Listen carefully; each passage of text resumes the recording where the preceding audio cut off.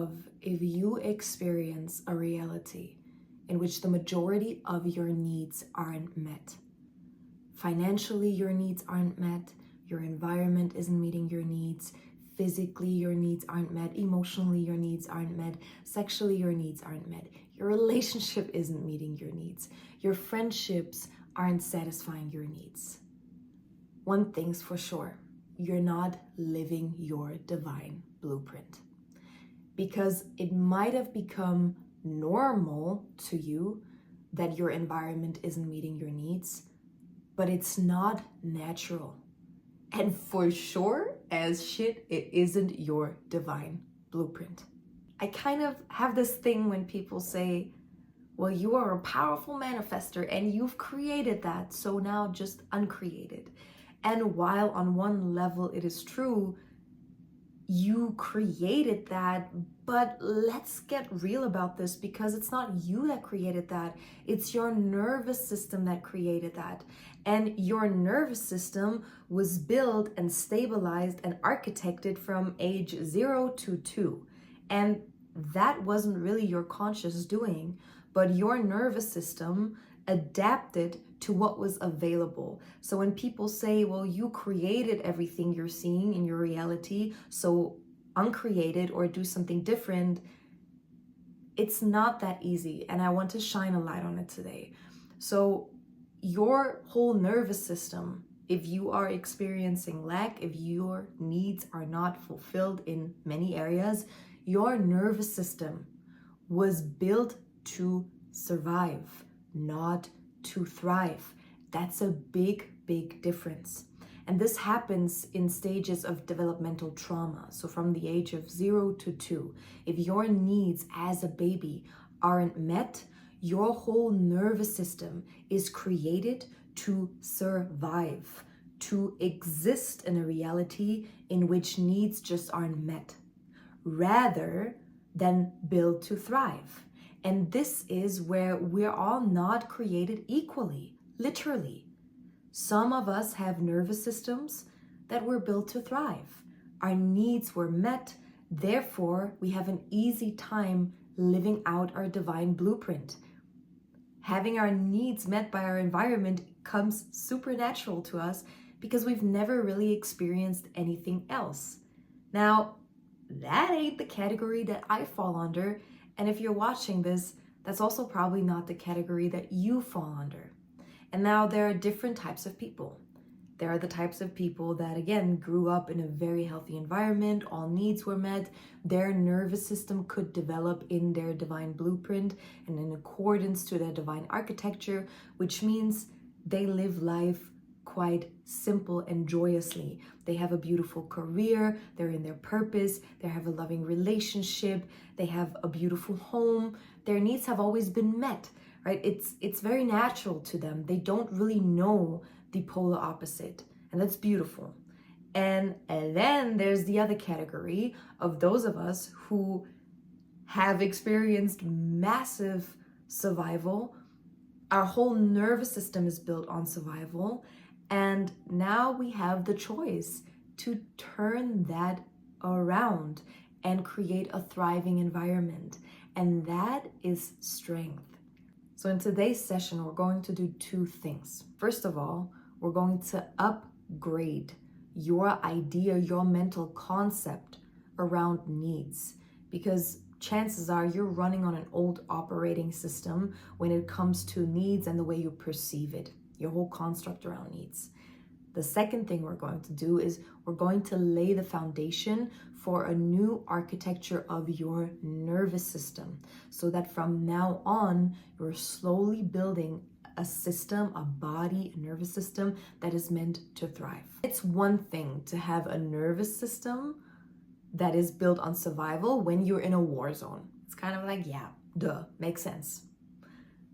The thing that is painful is when now, through work and through blessings, God places you in a luscious garden. Now you're here. You have beautiful friendships, you have beautiful relationships, you have a beautiful home, a beautiful environment, and everything is on the outside thriving, and you just can't fucking receive it because your nervous system was built for the desert. And that's a whole different kind of pain.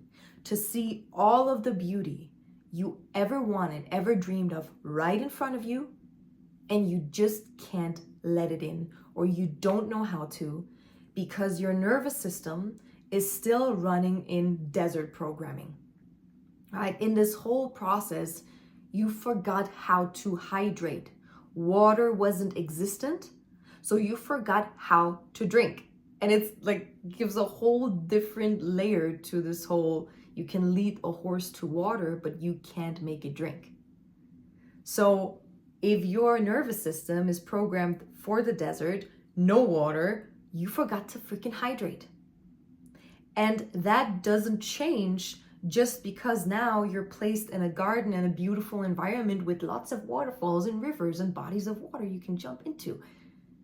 Just because that happened doesn't mean that all of a sudden you remember how to drink. God is like, hey honey, it's right here. I have it all here for you. Just open yourself and let it in. Just receive. Okay, how do I do that? When my whole architecture was trained to survive in an environment where there was nothing to receive. It's a process. And to be really real with you, it's a painful process that probably most of us have to go through, but that's why we're here. Human adaptability is really beautiful because it allows our species to survive in basically all environments. And when we reach a certain point of evolution, the very thing that allowed us to survive, that adaptability that created an environment internally that allowed us to exist throughout hardship, is a big, big blockage when it comes to thriving in a safe environment.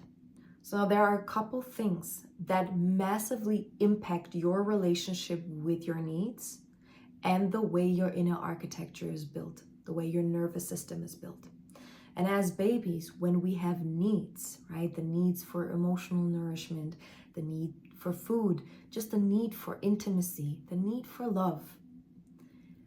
When these needs as a baby aren't met, our beautiful intelligence system allows us to adapt as babies to the environment. Meaning that as a baby, we usually have that need, right? That need for love, that need for nourishment.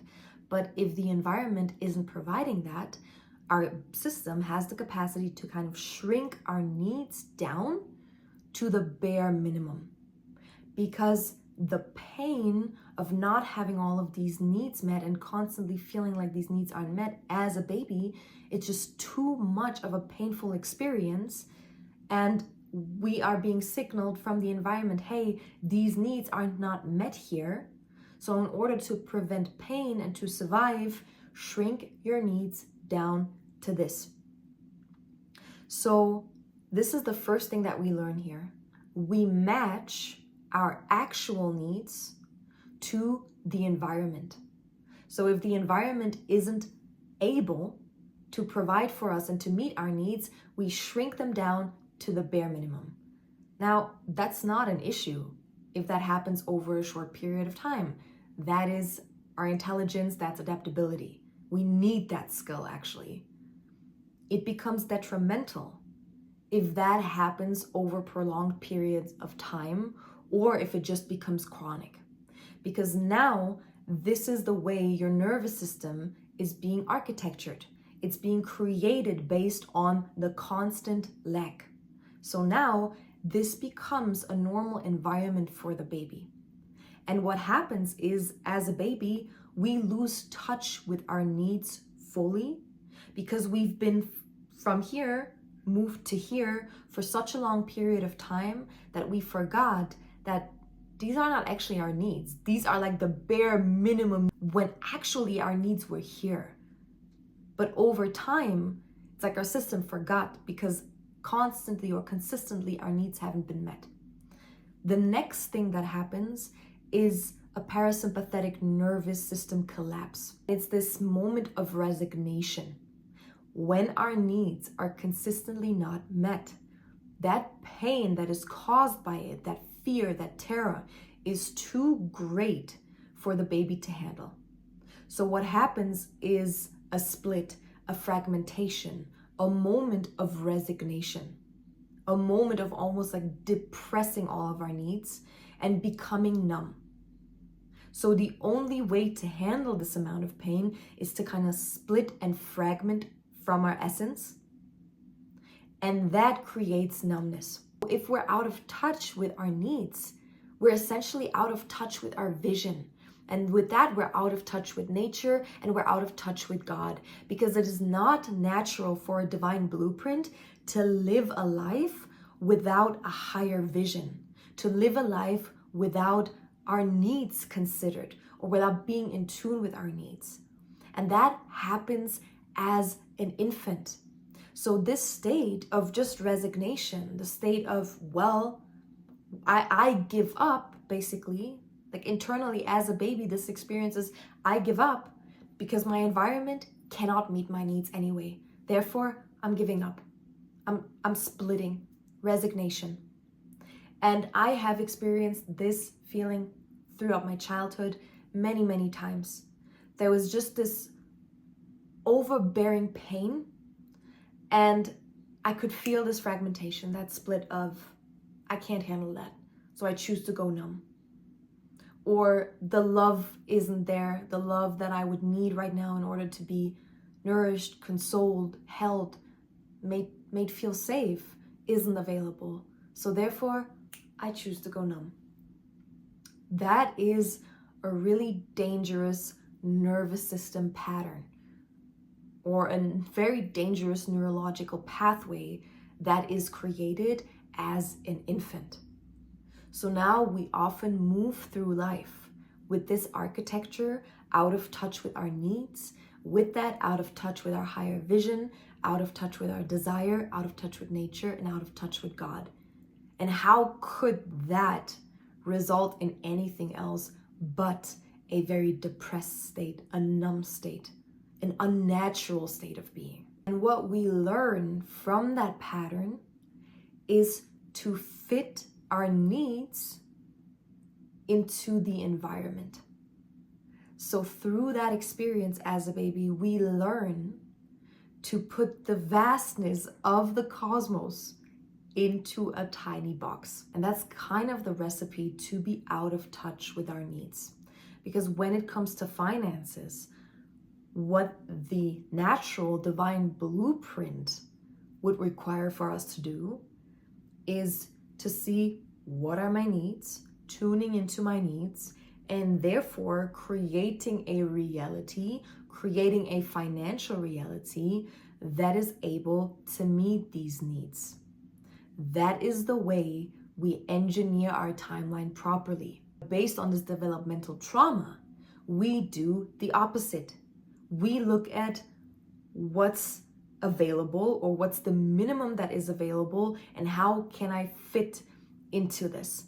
So instead of seeing, okay, my needs, and to fulfill my needs, I need a budget of $30K a month. We don't do that usually. We see, okay, well, these jobs are available. This is a salary of $50K a year. So that's kind of like $4K a month. How can I fit my needs into this container of $4,000 a month? And the same happens in relationships. In a healthy patterning, in a healthy architecture, internal architecture, we tune into our needs. We have a great idea of what it is that our nervous system requires. We are in tune with our needs for our relationships. So there are certain things that we just require. We know we need this. And then based on that, we choose a partnership, a relationship that can meet these needs. Now, of course, right, there are things that are requirements and there are things that are nice to have. Like 2 gallons of water, I'll take it. That'll hydrate me. That's a nice to have, right? I'll take that anytime. But the 1 gallon of water is a necessity. Like, I cannot go under. I need 1 gallon of water.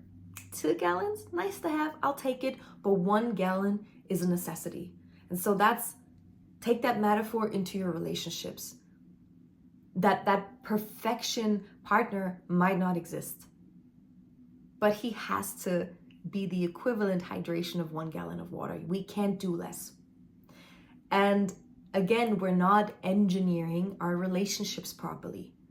Because if we're in this trauma response, if we're in the survival nervous system, what oftentimes happens is someone comes along, and instead of checking into our needs and seeing if this person can meet those needs, which if we're really in tune with that, we know by the end of the first meeting, the first conversation, or the first date, or after like a short period of time, we can tell really quickly that, hey, this person is able to fulfill these needs right now, not has the potential in the future to fulfill these needs. No, right now, as this person is, this dynamic is already fulfilling these needs. What we do is we meet a person when we're in this survival state, and we're like, I can make this work. Okay, what are we working with? Yeah, I can fit my needs and match them. I can somehow make this work. I can lower my standards. I really like this person. Like, let me just fit into this. I'll make it work. Right? That's kind of like this idea of I'll make it work. So we choose the person, or we just stumble into this whole thing. Go, oh, let's just see where this goes. It's kind of like a death sentence for your needs. Let's just see where this goes. If you are in tune with your needs, you know where this is going. It's either going somewhere really beautiful, or it's not going anywhere, because you know that this dynamic is not fulfilling your needs. So in the survival state, we just allow a partner to come in and then match our needs based on what this person or this dynamic is able to provide. And that, of course, is a recipe for dissatisfaction. Now, is that something we created? Not consciously, because it is a very normal reaction based on the inner architecture that is currently available. So this whole like, you manifested this, yes, but unconsciously, and the innate architecture of our nervous system called that in. And it takes a lot of awareness and a lot of oftentimes pain and disappointments to understand what's really happening here. So this way of approaching relationships is this typical survival state, this typical settling for what's there. Our nervous system is adapting to what is available. And instead of matching the person to my needs, I match my needs to that person. And somehow we think that this is a romantic concept, like this typical, I'm giving myself away. I just love this person so much that I'm willing to make it work. I just love this person so much that I'm willing to deny my needs and give away my innermost desires. That isn't romantic. That is a trauma response. And how this pattern often internalizes or plays out in the relationship is with this really interesting pendulum swing that we can observe within. And it's kind of like this either entitled, never satisfied princess, or this kind of fuck off, I don't need anything from anyone, baddie energy. And then there's this my needs do not matter, servant energy of like, I'm just here to please you. So when we're in the survival state, these are kind of like the 3 archetypes or the 3 roles that we play internally or that play out that we can observe. And we can even see these internal roles play out in the collective consciousness. Like when you go on YouTube or you look at certain influencers, right? There are certain influencers that play that role, but it's something that's happening within. One is this whole like, princess, I deserve everything on a silver platter. I deserve to be provided for. I deserve to be given the world just because I'm beautiful or just because I say so. The other one is kind of like the servant, this new trad wife, where I'm just giving myself to my husband without any question. I follow his lead without question, right? Kind of like this very extreme Christian way of doing it. And then there's Miss Independent Boss Bitch that is just doing her thing. And we can really see these internal archetypes play out. And as we're going into that, you will look at it from a whole different perspective, because you see that actually these are externalizations of a trauma, of our needs not being met, at least when they are imbalanced or when they are played out to an extreme. And there are certain influencers that really externalize it and manifest these energies on an extreme level, which is really interesting to see. But what's happening internally is with this entitled Principessa archetype, it's kind of easy to hate. I hate it within me. I will never be satisfied, right? This, no matter how much my man provides or does for me, it's just never enough. It's this typical, the grass is greener on the other side. And you might have that in you too. It's like one side of the pendulum. And while it seems really annoying, what's actually happening is the nervous system of survival is just perpetuated. That resignation of basically God is not existent because my needs aren't met now becomes this, well, prove me wrong. Well, try to prove me wrong. But it's this, it comes from this pain of having been so disappointed, having been so hurt, not consciously, but as a baby. And now it manifests in this, well, maybe you can prove me wrong. Maybe you can convince me that God exists and life can be beautiful and that my needs can be met.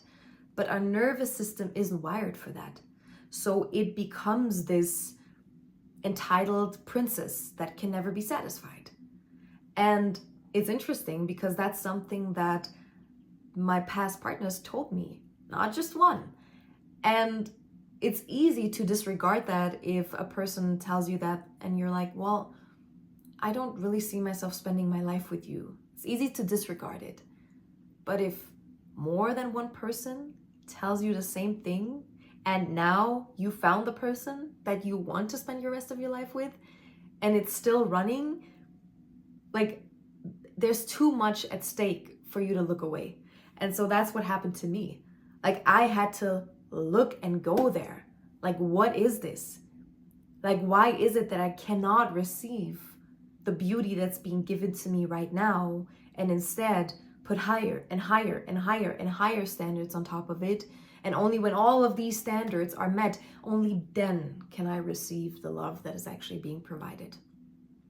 That looks annoying on the outside. That's immense pain on the inside. And then the pendulum swings to the other direction, because when we see that, okay, all of my crazy needs are not being met because they can't, because my nervous system is playing a game, right? It's just externalizing as this archetype. They can't be met because I created, or the reality was created, where I just don't believe my needs are met. And once this is too painful and you're like, well, everything that I require isn't being met anyways, it kind of swings into the other side, which is either this, right, this fake baddie energy of, I don't need anything from anyone, fuck all of this. Like, it doesn't even have to be said. It's an internal reaction, this kind of fuck off energy, which is resignation again. It's this whatever. There's this resignation, that numbness, that split that happens again, because this constantly feeling that the needs aren't being met is too painful. So this fuck off energy comes back in, this resignation comes back in, and now we're on the other side of the pendulum again, in which we pretend we don't have any needs, or we're in this hardcore shell of my needs aren't being met anyway, whatever, I don't have any. Or it comes out in the servant energy, where my needs can't be met anyway and they don't really matter, so let me just serve you. Which isn't truth anyway. It's a game that we play. It's an archetype or role that we play based on the trauma. So it will only be a matter of time until that either fuck off baddie energy or servant energy, trad wife energy, however you want to call it, is swinging back to the other pendulum where it externalizes or internalizes as I need more, please me, but I can't be pleased. And so that's a really interesting dynamic that I had to observe within, and that I see really played out in the collective. And so that's for us to see, is that happening internally? And maybe that happens wordless. Right? Now we place some words or some ideas onto these energies so you can uncover them more easy. So what's important for us is that we become really real with what's going on. This is not about attempting to be more evolved than we are, or trick ourselves into some form of evolved state of being that we're not in. It's important to just see what is happening internally. And this whole pendulum swing from one extreme to the other extreme isn't harmony. That's not a harmonious, integrated self. These are trauma responses. And when we play this game of either princess or servant or independent baddie, right, we can only lose, because this game isn't based on truth. These roles are based on trauma. And even though they might look interesting on the outside, or this is something we play with and entertain for a while, it's never going to lead to harmony and actual satisfaction. So where do we grow from here? The first aspect is brutal honesty and awareness, which is always the answer, right? The first answer will always be awareness. There's nothing you have to do with that. You don't have to transmute that right away with some super in-depth spiritual psychic tools. That's not what this is about. Bring awareness to it, observe it, realize that, wait, what's happening here? And then give this archetype, give this role a voice. And the way we do this is by internal intelligence. The workshop is down below. It's free. This is where we kind of dive into, well, how do I communicate with these different fragments and different parts? Because all of these roles are fragments. So join the free workshop. That will give you a really great tool on how to work with that. But second of all, we need to establish a healthy connection with our needs again. And the way we do this is by upgrading our mental concept of needs. Because if all of that is happening, our system runs on an outdated operating system, and we need to upgrade it. One of the ways some of us relate or perceive needs is from this place of, well, I have food and shelter, I should be grateful. Or, well, my grandparents fought in wars and they had no food, I should be grateful. There are people in third world countries starving, I should be grateful. And that energy is applicable for a lot of things, right? It's applicable for finances, it's applicable for relationships, but that energy, this whole like, well, I should be grateful. There's a resignation here. And this is not serving anyone. If you ever heard anything like this come out of your mouth, or you thought anything like this, it is not serving you. Because you came here to solve the problems of the world that you live in. So unless you are born in a third world country, and unless primitive survival is a problem you're currently solving, it is not of importance to you. Because this hypothetical person that might be starving on the other side of this earth isn't benefiting from you settling for something that is not satisfying you. Right? This whole like, oh, I have food and shelter, I should be grateful. No, you shouldn't. Because that is not the world that you were born into.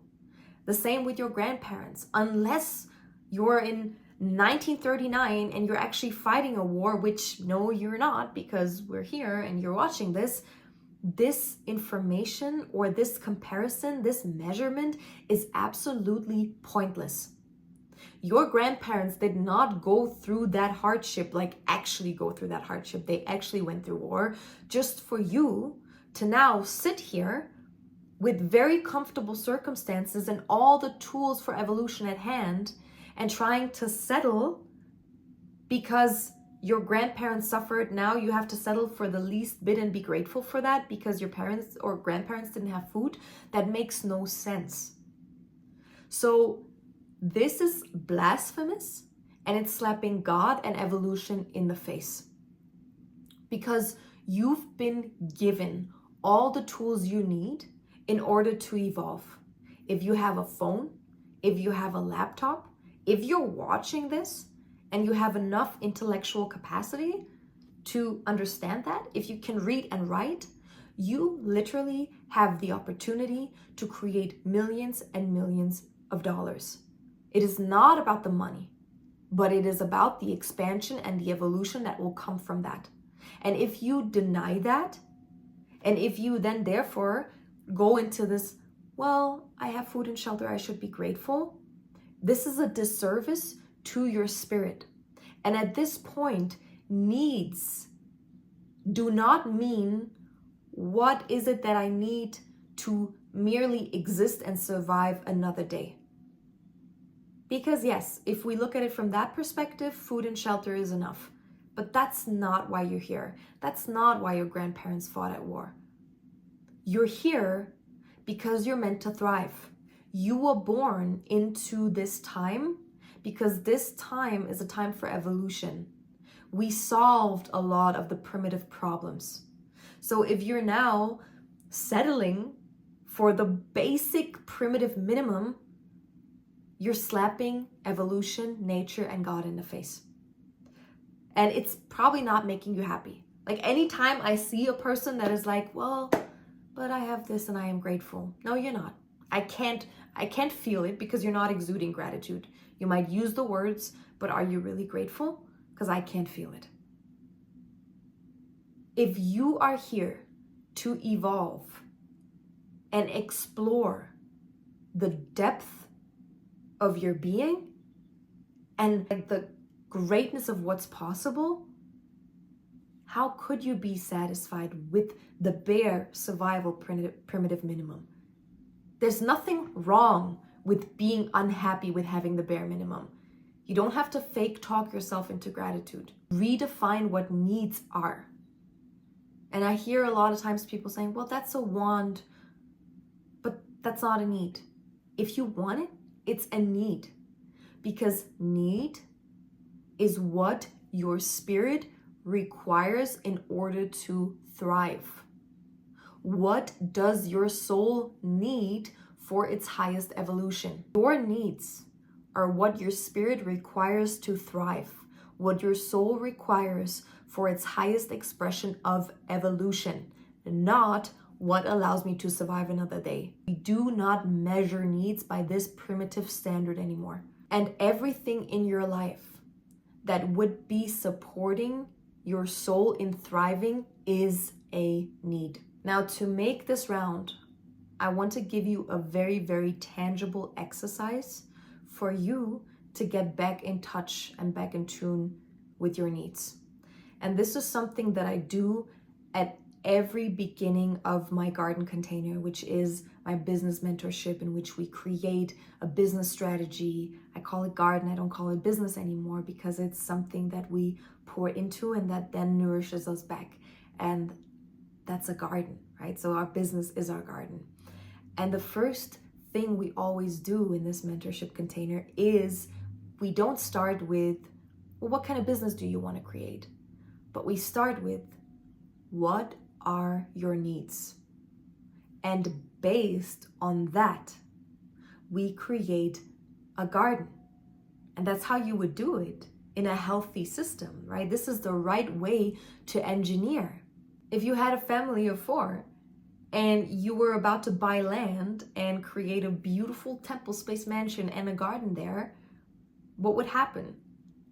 If you wanted to be self-sustaining, you would ask, well, how much do we need? How much food does this garden need to produce? How much fruit do we need? How much vegetables do we need? Do we need a greenhouse? How much land do we need? What kind of environment is best for this garden? What kind of ecosystem? But these are questions you would ask. You wouldn't just buy a random land.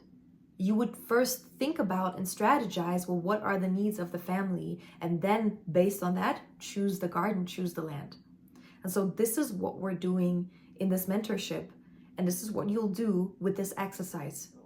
You will start here because this is the appropriate timeline engineering. You will start with your needs. What is it that I need? What are my physical needs? What are my emotional needs? What does my body and nervous system need? Right? What brings me joy? That's a need too. Right? Write out all of these needs. What kind of environment do I need to live in? What kind of relationships do I need to have in order to thrive? And you write all of this down. And at first, you delete any price tag. Like, do not look at what is it that I currently have? How can I fit my needs into this 5K budget? Delete all numbers, delete all price tags. Just literally create a list of, this is what I would need in order to thrive. 1 massage a week, a house in nature, at the same time, close to a city or close enough to a supermarket whatsoever, right? I need to be around the water. I need to be around the ocean. I need beauty. I need pristine architecture. Like all of this. I need organic food. I need a garden. Write all of it down. I need support. I need mentorship. Create a list for every section of your life. What are your needs? And then, once you're done, then you create a price tag. Then you look at, well, how much would I have to bring in? How much would my garden have to produce in order for me to have this life that is meeting my needs? Because nature wants that for you, and nature doesn't give a fuck how much that costs. So look into that, and you'll be surprised because it is probably more money than you think it is. It might be a simple life, but even a simple life kind of costs a lot of money, and that's okay. Because in a healthy system, based on what you need, you will create your garden. You will create your business that can bring that in. I'm not saying that's going to happen in 3 months from now. Maybe that takes 5 years to cultivate, but it doesn't matter if it leads you there. If it creates a garden that will sustain you for the rest of your life and meet your needs so your spirit and soul can thrive. So that is how you engineer. And once you do that, there's a big mental shift that will happen, which is a guarantee for miracles. Because what happens is when you put a need on that, right? When you see, well, I actually need this for my evolution, something rearranges internally. And somehow it will become much easier for you to fulfill that, because it's not this, oh, I don't really need this. It's a nice to have, but it's not a necessity. That doesn't create urgency. But when you identify this as, no, these are my needs. 30K a month is kind of like the bare minimum to just fulfill my new standard. When that becomes your new concept of need, it'll be fulfilled. You will create it because something just shifted internally. And so that's a very tangible way for you to reprogram and upgrade your idea around need and get in tune with what your needs are and be honest about them. So really go into every single area of your life. And then we engineer based on your needs, not the other way around.